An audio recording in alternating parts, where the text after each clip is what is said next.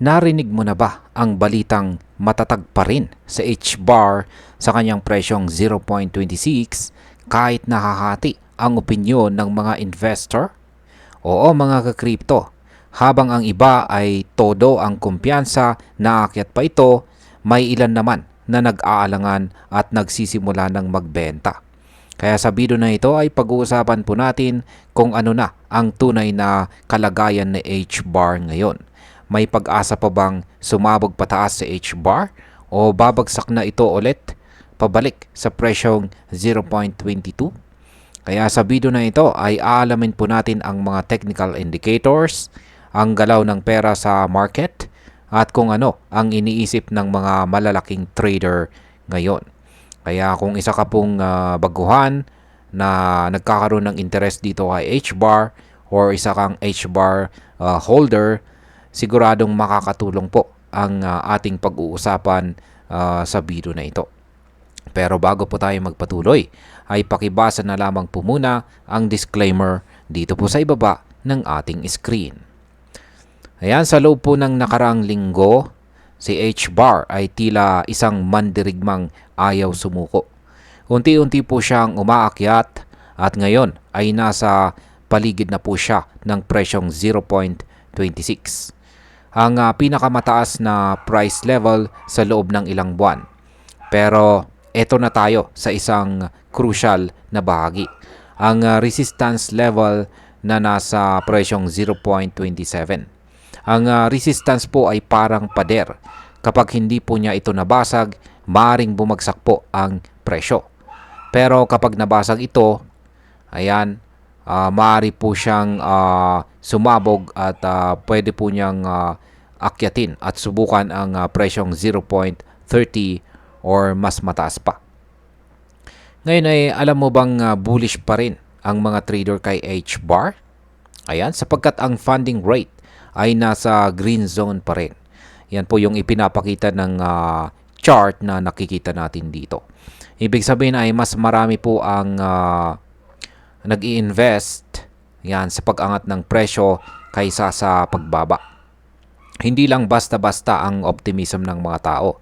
Dalawang beses ngayong linggo, biglang tumaas ang funding rate. Sinyalis na maraming naka-long position or marami pong nagbukas ng kanilang long position.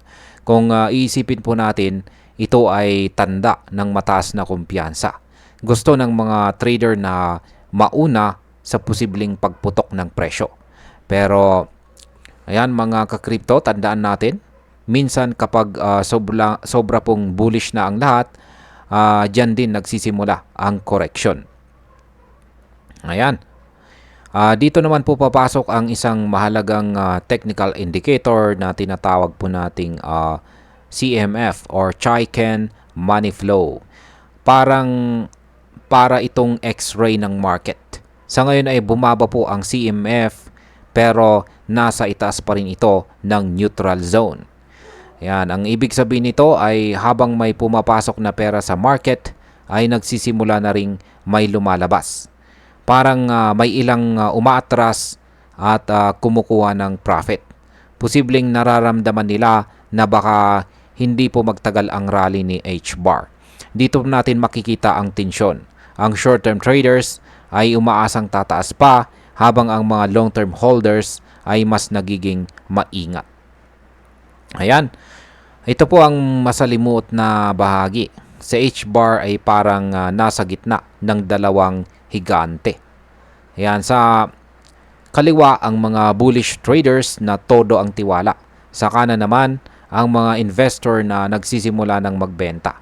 Dahil dito ay hindi po siya makagalaw ng todo pataas or pababa. Ang tawag po dito ay range bound movement. Kaya't habang walang nananalo sa dalawang panig, posible pong manatili muna sa price range na 0.25 to 0.27 sa H-bar. Pero wag po tayong pakampante mga ka-crypto. Isa pong biglaang galaw lang ng isa sa mga panig ay pwede pong magbago ang laro. Ayan, dalawa lang ang posible pong direksyon na H-bar sa mga susunod na araw. Una, kung magpatuloy po ang kumpiyansa ng mga trader at magkaroon po ng buying pressure, kaya pong basagin na H-bar ang presyong 0.27. At kapag nangyari yan, ay tuloy-tuloy na po yan papunta sa presyong 0.30 na isa pong napakahalagang psychological price threshold. Pangalawa, kung lalakas po ang pagbebenta at mawalan ng gana ang mga investor, pwede pong bumagsak sa H-bar pabalik sa presyong 0.24. At kung hindi po ito mag-hold, babagsak pa ito sa presyong 0.22. At kapag bumaba po sa H-bar sa price level na yan, masasabi nating tapos na muna ang bullish phase. Ayan, kung isa ka pong baguhan, ayan, kung isa ka pong nag-uumpisa pa lamang dito sa mundo ng crypto at ikaw ay nagkakaroon ng interest dito kay H-bar, mainam po na obserbahan muna natin ang kanyang galaw. Huwag pong magpadala sa hype. Tignan natin ang kanyang funding rate, CMF at mga support or resistance levels. Ito ang ito po ang magsisilbing gabay natin para hindi po tayo malunod sa emosyon ng market.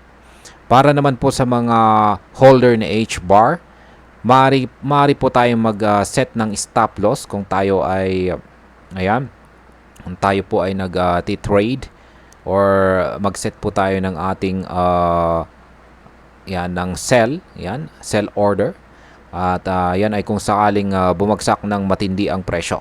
Pero kung naniniwala naman po tayo sa long-term potential na H-bar at okay lang sa konting volatility, pwede po nating gamitin ang strategy na tinatawag na HODL.